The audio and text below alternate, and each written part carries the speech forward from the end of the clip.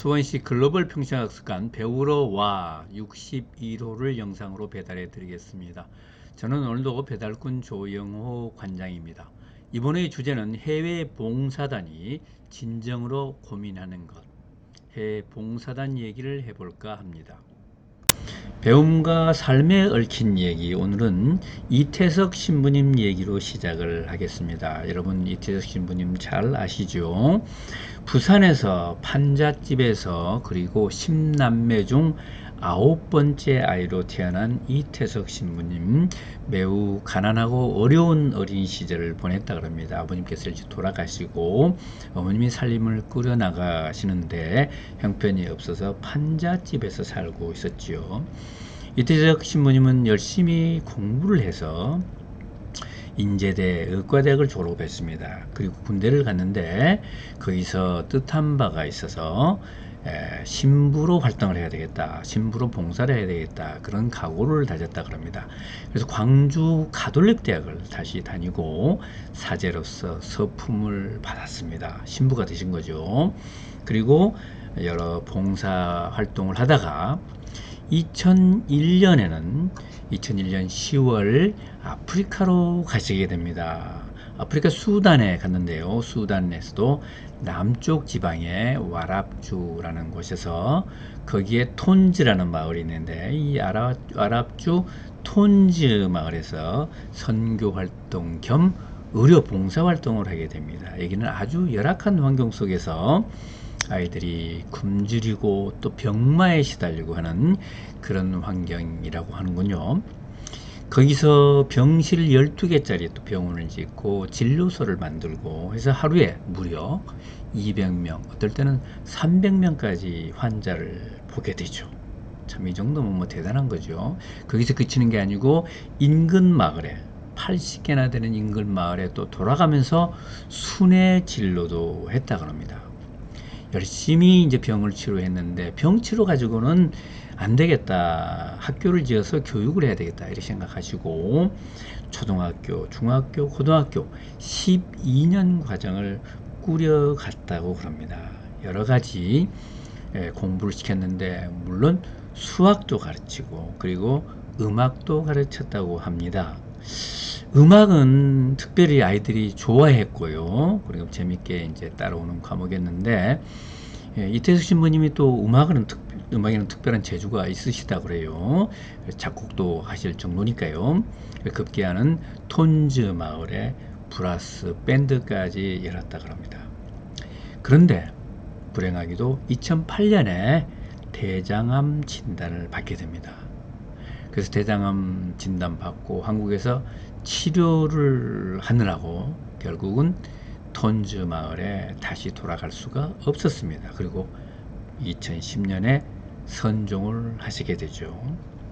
이태석 신부님의 사진을 잠깐 보겠습니다. 네, 수단 아이들을 치료하는 장면이네요. 네, 그리고 브라스 밴드를 지휘하는 그런 모습도 좀 보입니다. 이태석 신부님의 거룩한 뜻을 기리고 또 이태석 신부 같은 봉사자가 계속 나오기를 바라면서 여러 가지 기념사업회가 있는데 부산 사람 이태석 기념사업회라는 데가 있습니다. 거기서 매년 이태석 봉사상을 수여하고 계시네요. 2021년에 이 봉사상을 타신 분은 김성은 씨입니다. 김성현 씨도 의료봉사를 하고 계신 분인데요. 이분이 다른 나라 사람들하고 찍은 사진이 거기 보이죠. IT 사람들입니다. 여러분 IT 많이 들으셨죠? IT는 카리브해, 쿠바가 있는 카리브해에 있는 나라입니다. 이제 위에는 쿠바가 있고 왼쪽에는 자메이카가 있고 또 도미니카 공화국이 있는데 그 사이에 과거 프랑스 식민지였던 IT가 있습니다. 이 IT에 2010년 대지진이 일어나서 뭐 전국이 초토화되다시피 했죠. 이런 때 이제 많은 사람들이 IT에 살고 있는 사람들은 다른 나라로 탈출을 하려고 이제 했지만 김성은 씨는 이런 때 내가 어려운 사람을 도와야 되겠다 생각하고 전 가족이 의논을 해서 IT로 가시게 됩니다. 그 중에서 IT 중에서도 라고나이브라는 그 열악한 섬이 있는데 이제 거기 가서 또 봉사를 하게 되죠. 거기는 전기도 없고 수도도 없고 여러 가지 그 환경이 안 좋기 때문에 뭐 콜레라라든지 장치부스라든지 이런 풍토병들이 참 많은 그런 곳이라고 하네요. 거기서 열심히 치료를 했는데 해외에 나가서 치료하시는 분들이 늘상 그 고민이 있으신 거예요. 한 의사가 열심히 한다고 해서 밤늦게까지 뭐 경우에 따라서는 밤을 새면서 치료를 한다 하더라도 몇 명을 치료하겠습니까? 김성은 씨 같은 경우 또 이세석 신부님 같은 경우 거기서 살면서 하는 경우는 낫지만 이렇게 어쩌다가 한 번씩 그 해외에 나가서 어려운 사람들 도와주고 하면은 도와줄 때는 참 보람이 있지요. 죽어가는 생명을 살리기도 하고 어려운 웃음을 잃은 아이들에게 웃음을 또 선사하기도 하고 좋은데 그분들이 다시 이제 한국에 돌아와서 아무 의료진이 없을 때는 어떻게 될까요? 그 1년 후에 다시 찾아가 봅니다. 그러면 1년 전에 있었던 문제가 그대로 반복이 되는 거예요. 참 해외 의료 봉사단의 진정한 고민이 그것입니다. 내 혼자 열심히 일한다고 해서 문제가 해결되지 않는 거죠. 똑같은 문제를 내가 몇 년 동안 접해야 되는 그런 고통이 있습니다. 그럼 이 고통으로부터 벗어나려면 어떻게 해야 되냐? 진정한 의료봉사, 진정한 사람을 위한 인술은 무엇인가 이렇게 했을 때 단순한 진료 가지고는 안 되겠다 그런 얘기입니다. 그래서 이태석 신부님도 초, 중, 고등학교 12년 과정에 학교를 열었다 그러지 않습니까? 김성은 씨도 마찬가지로 여기서 학교를 열었습니다. 학교에서 위생을 가르치고 삶의 진정한 모습을 가르치고 이렇게 해야 그 다음에 그들이 사회 지도자가 됐을 때 사회가 밝아지고 좋아지지 않겠습니까? 이런 노력을 해야 된다고 생각하는 거죠.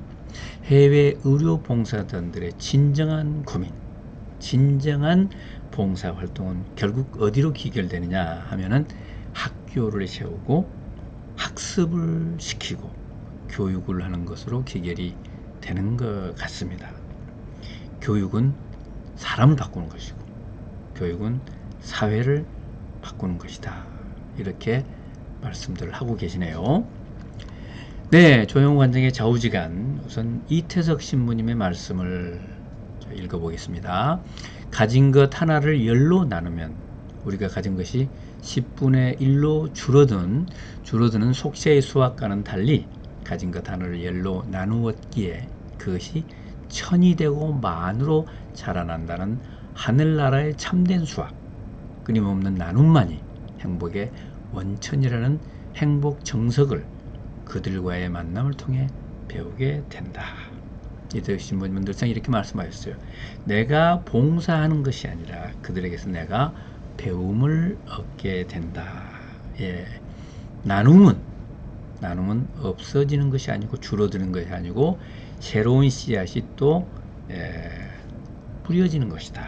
이런 말씀인 것 같습니다. 또 김성은 씨, 이곳 주민들이 가난과 질병의 고통에서 벗어나려면 외부의 후원만으로는 안 되고 자라나는 아이들에게 적절한 교육을 시키는 게 절실하다고 생각, 교육센터와 학교를 지은 것이다. 김성은 씨가 요즘은 이제 학교를 짓는 것에 열심을 바치고 있는 것 같습니다. 글로벌 케어 IT 지부장이라고도 되어 있네요.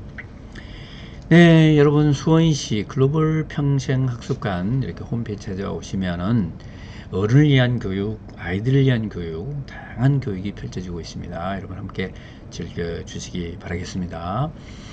처음 들어오신 분들 구독 신청하는 거 아시죠? 네, 여러분 이번에도 감사하고요. 다음에 또 뵙겠습니다. 여러분 배우러 와 계속 오세요. 감사합니다.